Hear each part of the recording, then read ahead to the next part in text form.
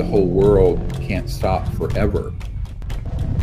50 to 70% of all of us will get exposed to it. The numbers of people who are ultimately going to be exposed to this are probably get the same whether we shut down our society or not. Where did this come from? How did it emerge? If I were to tell you what I know about this YouTube channel would be banned. There's a lot of misinformation out there. People need to understand that's being propagated by the media, the government, by people who don't have any medical knowledge. The worst thing for people is to sit in front of the television doing nothing but being filled with anxiety and not eating well, not exercising, because guess what? That will really damage your immune system. And if your immune system is damaged, when you get this virus, you're going to be much sicker. So we need to take care of ourselves. And part of taking care of ourselves, one thing that's very obvious, if you're a smoker, stop it. Use a patch, do anything. 1 or 2 puffs on a cigarette literally paralyzes and alters the little fine cilia and epithelial cells in your airway and lungs, so that it can't clear viruses and can't clear bacteria as well. Number 2, eat well and take extra vitamin C and zinc together. There are some formulations together for that. Vitamin D is helpful. There's all this phobia about sunlight, but sunlight has UV radiation, which actually denatures and kills viruses. So it's very nice to be in UV. And actually there are UV radiation things that you can put over things to sanitize. A lot of people don't know that, but ultraviolet electromagnetic radiation does denature. It kills the virus. So that's something to remember. The other thing that works, not that I'm suggesting people become boozers, but alcohol works really well. The other thing that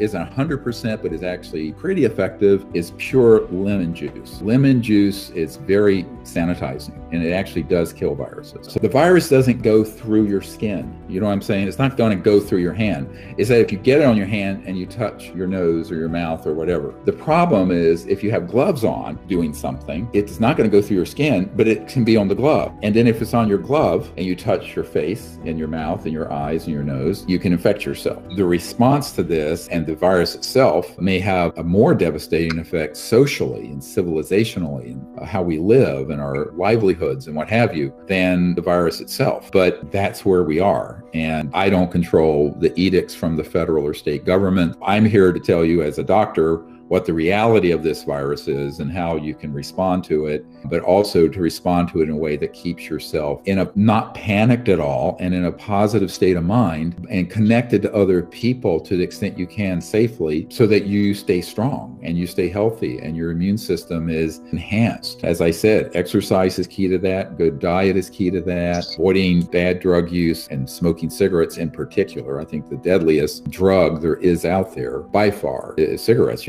I mean, we lose about 500,000 people from cigarette smoking every year in this country, in the United States. Around the world, China, it's even worse because China is now the worst users of, most abundant users of cigarettes because we got everyone in the world addicted. American tobacco companies got everyone addicted to the damn horrible stuff. So be very careful about that. And I think the other thing is there's this amazing immune response and strengthening of the immune system that happens when you go into deep meditation, which is actually more powerful than sleep. So the meditative state and connecting to this expansive aspect of ourselves that's conscious, that actually is really strengthening to ourselves physically as well as mentally, psychologically, spiritually. The meditative faculty, the ability to sit and be quiet and meditate and go into a deep state of relaxation and connect to that aspect of awareness that is beyond your individuality, which is actually infinite. That's what samadhi is when you have a very deep meditation, but even some sense of that where you become calm and centered and feel relaxed and expanded. That is like a super boost to your immune system. It also creates field coherence with the people we're with, but all over the world.